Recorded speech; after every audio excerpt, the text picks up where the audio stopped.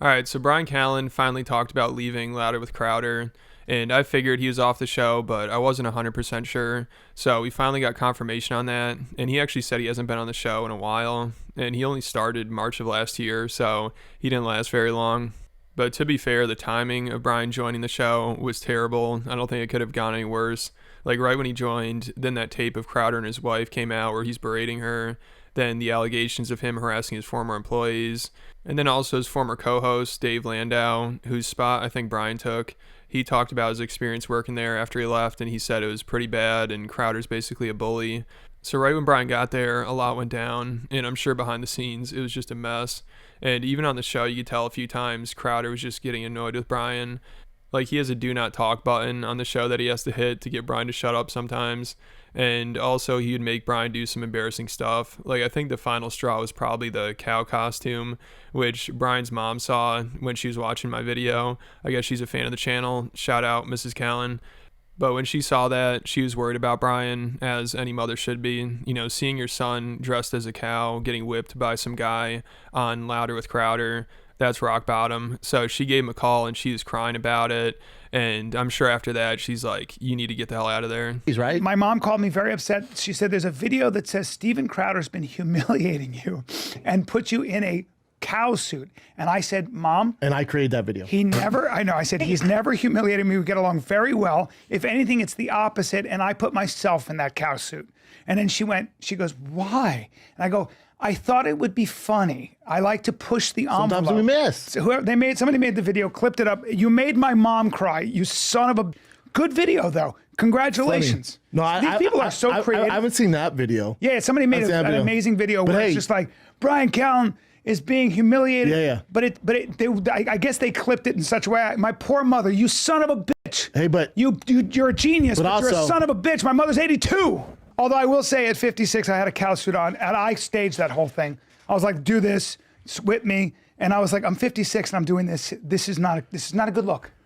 But sometimes you got to push yourself. I don't know. It's funny, silly, being silly. And then it also gets taken out of context, too. So if you just see that, like, gee, like they're legit whipping you as a cow, it's like, oh, you know? So no one knows the context. It was a bit. He does bits on there all the time. You just do bits. Yeah.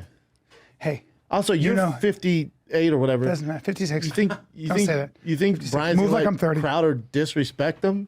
No. We get along very well. A little bit. We get along very well. You know, like at the end there, Brendan's like, you think Bryan's going to let Crowder disrespect him? A little bit. You know, even Brendan sees what's going on here. But of course, Bryan will never admit it. So thankfully, his mom stepped in. And I can't imagine he lasted much longer on the show after this.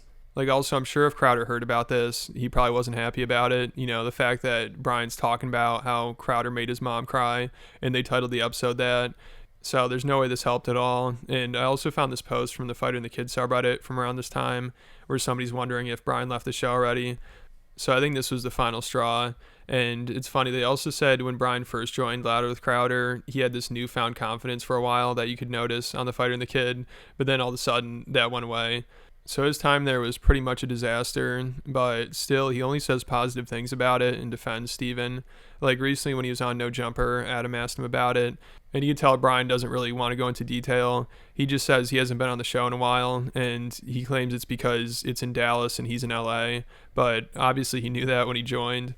And also Adam tries to ask him if he thought that career arc was going to go better than how it actually went, and Bryan just said he can't think of it like that, which is understandable because obviously, I mean, that went as bad as it probably could have gone. I went over to Crowder because I'd known Crowder from before, and you know, he asked me to come on and third chair and be part of Mug Club and all that stuff, and you know, and there's a lot about Steven, and I think, you know, I mean, Steven gets a lot of flack, but I think Steven is a very thoughtful guy, and he's a conservative and unapologetic, and I think that has a place in the conversation. If you have a problem, like, hit him back with good ideas, different ideas. You know, that's it. But did you think that career arc was going to be better than it ended up being? I never think about that stuff. I just kind of was in a time in my life where I had this opportunity. I wanted to see how it would work out. But are you not on there at all anymore, or just occasionally? I haven't done the show in a long time. Oh, okay. Because, you know, they're in Dallas. Right. So they do their thing over there. And I'm here. And I got the podcast. And, you know, so, but I have a podcast behind the paywall, right, which is Mug Club. Yeah, so I guess he still does do a podcast for them behind a paywall, but I can't imagine anybody's really listening to that. But I'm sure he's fine not being a co-host on the show anymore. That probably was not a great experience for him. But he still only has positive things to say about Crowder, which is kind of surprising coming from a former co-host or employee. Usually they don't have anything good to say about him. So I don't think Bryan and Steven had a falling out or anything. I mean, he still does a podcast there. I think they probably just both agree to be best to go their separate ways. And also, after everything that happened with Crowder and his career starting to implode, it probably wasn't worth it working there. It definitely wasn't helping Bryan's career at all. I think, since he got canceled, he probably just didn't have many other options and is like, I'll give that a shot.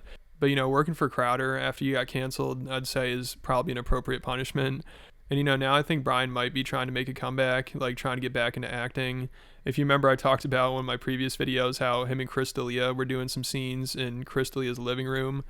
I guess that's about all the work he can get. But at the end of this interview, he actually did say he has some TV stuff that he's going to be working on. So it'll be interesting to see what that is. And then also during this podcast, Adam brought up the comedy commentary channels like mine and asked Bryan what he thought of them, because Adam watches some of them. And he said he was actually watching a video about Bryan. Like, he says he wasn't watching The Fighter and the Kid, but he's watching somebody talk about The Fighter and the Kid, and that's why he invited him on the podcast, which is pretty funny to say to him.